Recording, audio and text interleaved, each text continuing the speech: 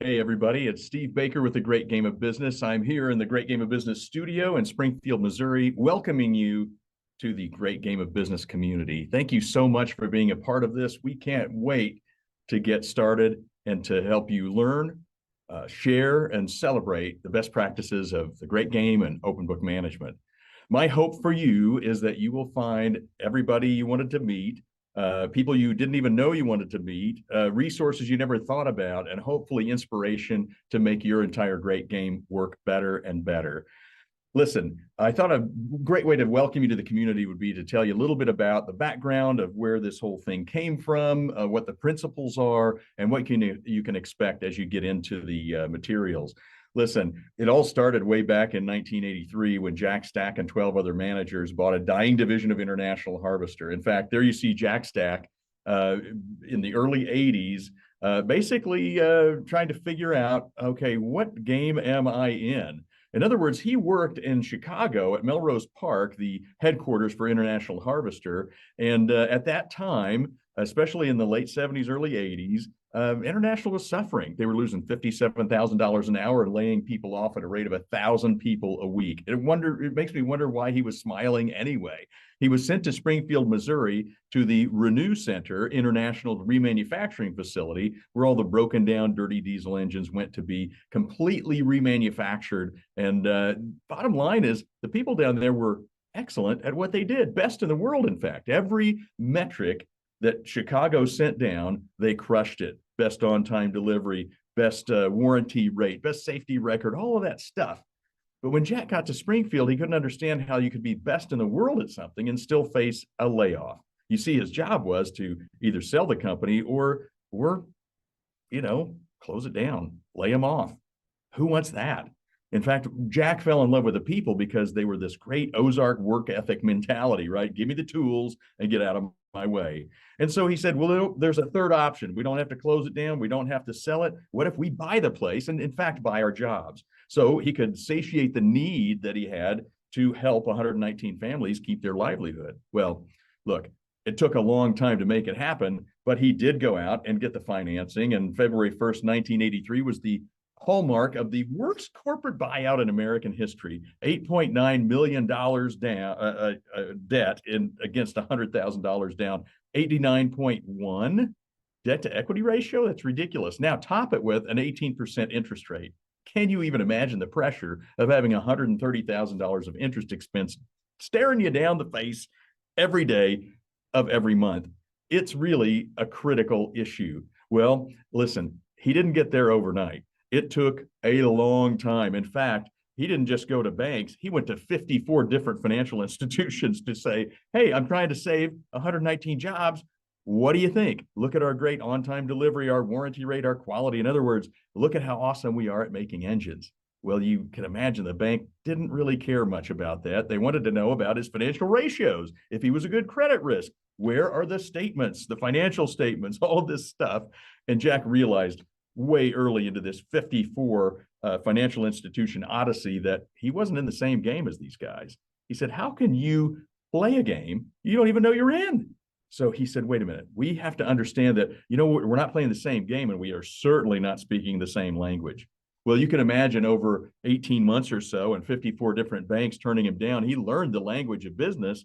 But it was crazy because International had trusted him to make these terribly complex machines and yet never trusted him enough to teach him the language of business. Well, it's not a new language, and it wasn't then either. In fact, this language has been around forever. The universal language of money is in the way we track, measure, and report it is the financial statements, and they've been around since 1494. That's when they were popularized by this guy, a Franciscan friar in Italy by the name of Luca Pacioli. Can you imagine 500 years ago, Brother Luca gave us the language we still use today in every country, every language, every culture, and yet most people have never even seen them before. And even if they did, would they understand them? Look, I'm saying they're so universal. Here's a Chinese balance sheet. I can't read it, but I can tell you it balances, right? So if they've been around forever and everybody uses the same thing, why don't we teach our kids? I just don't understand it. What Jack learned from all that experience was it isn't the stuff we make. It isn't the services we provide. It's not products and services. The company is actually the product. Now, I love this concept because it helps me to put into perspective, just like my home. I'm not going to let my home fall to pieces because I know that will make my net worth drop, right? I don't want to lose value in my home. So I want you to think the same way about your company. The company is the product, and it's only worth what someone else is willing to pay for it. Well, if that is the true critical number of any organization, is how do I make sure this is the best company, most profitable, growing, and sustainable business I can make it? Well, why not share that with everyone? So what Jack did back in the 80s was he said, I need an education program to teach people that the company is the product. And I need an accountability program to make sure that people understand that they're holding one another accountable, making promises to each other each and every week as we forecast the business. And finally, incentives. What's in it for me? Well, the strategy is pretty simple. Build a business of business people who think and act and feel more like owners do. Well, that sounds really easy, and it is pretty simple, but I'm saying it's not going to happen overnight. What you have to do is give yourself an opportunity to learn, to teach, to share, and to make sure that we're engaging as many people as we possibly can in a high involvement culture. So the books that you see on the screen right now are things that you can get pieces and parts to. You've got lots of excerpts and videos and different tools, plus the Get in the Game course is available to you in its entirety here on the community. Bottom line is this. Jack, in those early days, ran into one problem that you may run into also. It doesn't matter if your people turn wrenches or if they write code. The reality is great technicians resist learning about business because it sounds like you want me to be an accountant. And this is not about accountants, right? Because we don't want to make people accountants. We have accountants and we need more accountants. What I need is not people understanding GAAP financials, but common sense financials that reflect their daily actions and decisions turning into financial outcomes for the organization. So Jack had to come up with an analogy, and he came up with the analogy of a game, because games and business have all the same things. A team goal that never changes, right? The goalpost doesn't change. We know where it is, but how we get to it changes with every single play. Now, we need to teach the rules of the game or people aren't going to be very engaged. And we know people behave differently when they keep score. And finally, you really want my attention? Give me skin in the game, that stake in the outcome. So I'd like to walk you through these core concepts and principles of the great game.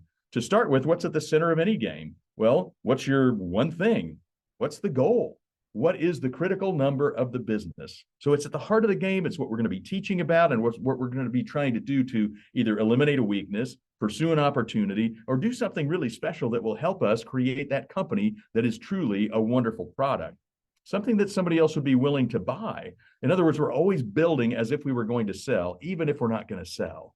Now, the principles of the game, as you can see, are all encircling this critical number. In the early days, you might imagine it's pretty simple. With an 89-to-1 debt-to-equity loan, especially at 18%, your critical number is make the bank loan payment. Well, now I can make a really good adult conversation around making the bank loan payment, because guess what? We can all touch it. Right? In the old days, it used to be that certain areas of the business, let's say marketing and accounting and HR and whoever, right? Safety, they're all cost centers. There are no more cost centers. We want to go out to every one of our departments and say, how do you help us hit this critical number? Your critical number might be as simple as profitability.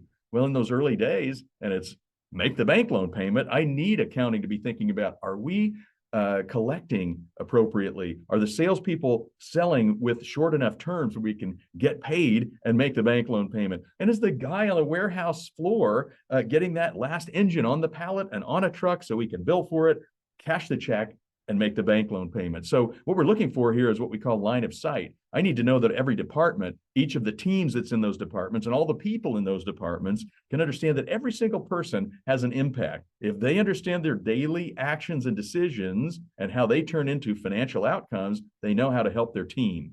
And if the team understands that, they know how to help their department. And if the department understands it, we're all helping to get to that critical number. That, ladies and gentlemen, is line of sight. An unobstructed view to a goal. Look, I'm just so excited, I can't hardly speak. Line of sight is the key, right? If I understand what the goal is, I can actually shoot for it. And now we can have a really good open conversation about how are we tracking now, what did we do in the past, and what are we going to do in the future? So let's talk about the other principles around the critical number. The first one is know and teach the rules. what are we doing here? So this is where we actually have our transparency and education, because folks, transparency is worthless if you don't teach people what they're looking at.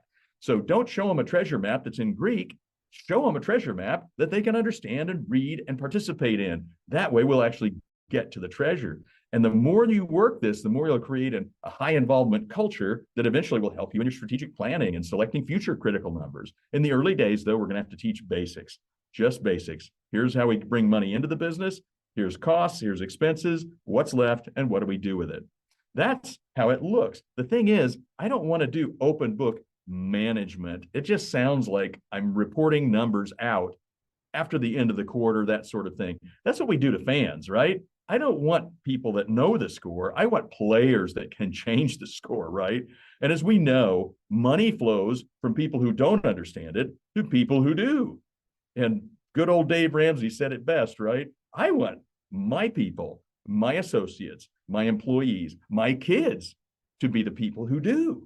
So let's turn this thing around. These financial statements have been around for 500 years.